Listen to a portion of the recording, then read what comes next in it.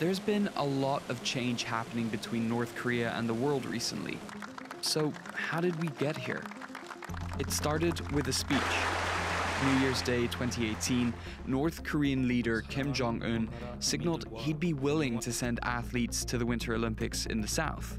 Just 6 weeks later, they were there, competing, in some cases as one team, marching under one flag. Then there were talks between the North and the South, the highest profile in years. And then this.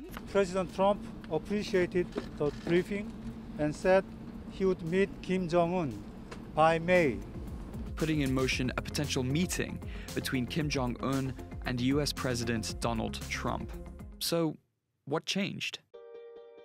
This would have been unthinkable last year when North Korea was launching missiles and testing nuclear devices. That's Will Ripley, an international correspondent with CNN who's reported from North Korea more than a dozen times. Now there's been this breathtaking about face. Kim Jong Un wants to stay in power for many decades to come. And in order to do that, he feels that right now the best course of action is diplomacy. And that's what we're seeing him do. Sanctions impacting trade also seem to be playing a big role here, especially with China on board.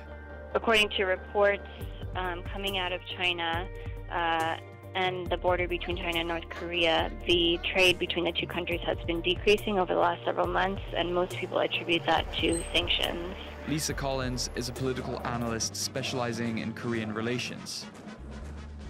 Perhaps that explains this.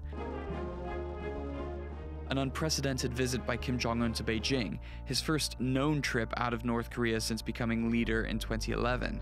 As quickly as things have changed in this direction, we always need to keep in mind they can change in the other direction as well. We have seen this movie play out in the past, where North Korea has opened up after times of tension.